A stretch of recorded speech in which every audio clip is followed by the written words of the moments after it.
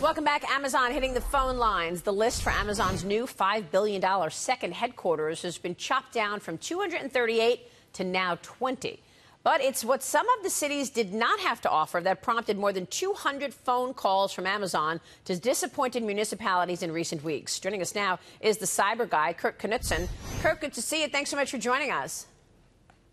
Good morning, Maria. So what were some of the big issues that Amazon had with the cities that were ultimately rejected? All right, so here's what's at stake. As you know, $5 billion into the local economy, 50,000 jobs, and Detroit, as well as Pittsburgh or Orlando, failing for not simply having a decent enough public transit system.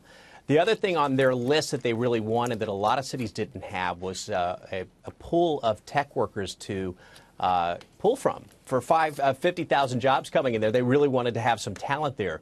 That's narrowing the field here, and the heat is getting turned up. A lot of cities here now really vying to have this headquarters, a second headquarters in their city. And you know, this is that tax breaks are really what Amazon is looking for. Right. I mean, it's interesting, Mitch, you know so much about real estate and have been watching the real estate markets develop across the country over the last year. But some of these cities that were actually rejected are now going back and saying, well, Amazon didn't like this and Amazon didn't like that, so let's put that in our city now. Yeah, which could be a mistake. If the pool of talent of tech workers is really a driving force, there's only going to be a handful of cities that are going to have that hit that box.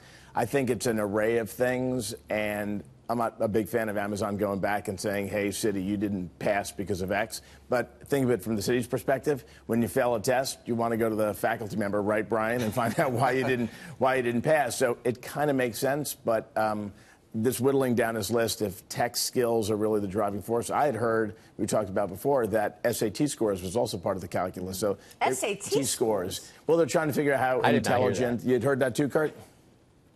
No, I actually had not heard that. I know there's additional criteria that they're not telling us, but that I did not see on the list. It really boiled down to, are you going to give me a tax break, I think, is at the top of the list. I'm sure that's and then the top is there of the list. the infrastructure to support this? So, well, money's mobile. So, Kurt, you get these cities getting this feedback, and some of them are sort of jumping over hoops to try to fix what's wrong. Are there any cities who are just saying to Amazon, like, look, take a hike. Don't tell us what to do. We gave you what we got, and if you don't like it, fine. But don't try to dictate how we run the city. There are, because there's some sophisticated players at cities, Brian, and those are the people that realize that it's about the tax break, quite frankly. And they're like, hey, this is what we have. This is what we have on the platter. Take it or leave it. You've got that going on. And then you have other cities like the Newark area outside of New York and New Jersey. They are really offering substantial tax breaks. And if you take a look at the existing tax structure across the now candidates, there are about 20 of them. Raleigh is leading that one. They have the lowest tax at 7%. And though the rumor here now for this $5 billion coming in to some city that's going to be awarded for the second headquarters is leaning toward the Washington, D.C. area and Northern Virginia. We've been predicting that on this show. We have been predicting that it's going to be Washington. That's the smartest move. Yeah. Well, yeah, and smartest didn't Jeff Bezos they're just 3 buy miles an away enormous, from their giant. Didn't Jeff Bezos just buy an enormous house in Washington?